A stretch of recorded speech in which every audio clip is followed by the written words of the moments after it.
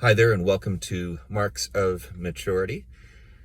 We're in the season of Lent, which may or may not mean something to you, but Lent is a time traditionally where people give up certain things to draw nearer to the Lord, to focus in on Him, to anticipate the events of Easter, the crucifixion and the resurrection and all that brings.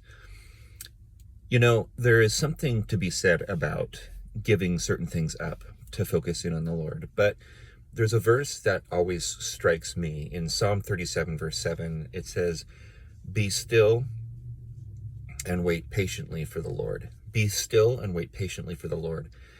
And while that isn't specifically saying give something up, there is this beckoning, there is this call for us to stop trying to fix everything on our own.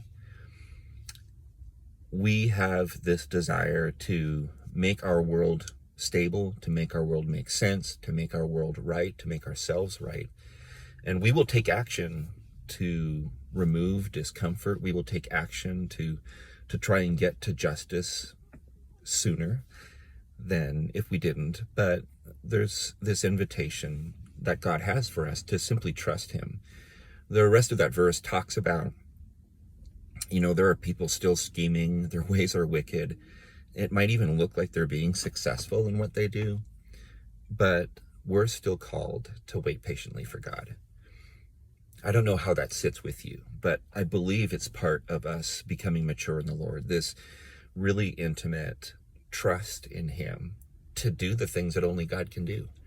Whenever we put ourselves in His position, whenever we put ourselves in that spot where it depends on us instead of depending on God, we get ourselves into trouble. So stay out of trouble. Be still and rest in the Lord. He is good, and He loves you, and He knows you, and He cares about you. He is your creator and your sustainer, and I hope that He's also your redeemer and savior. Have a great week. Go with God.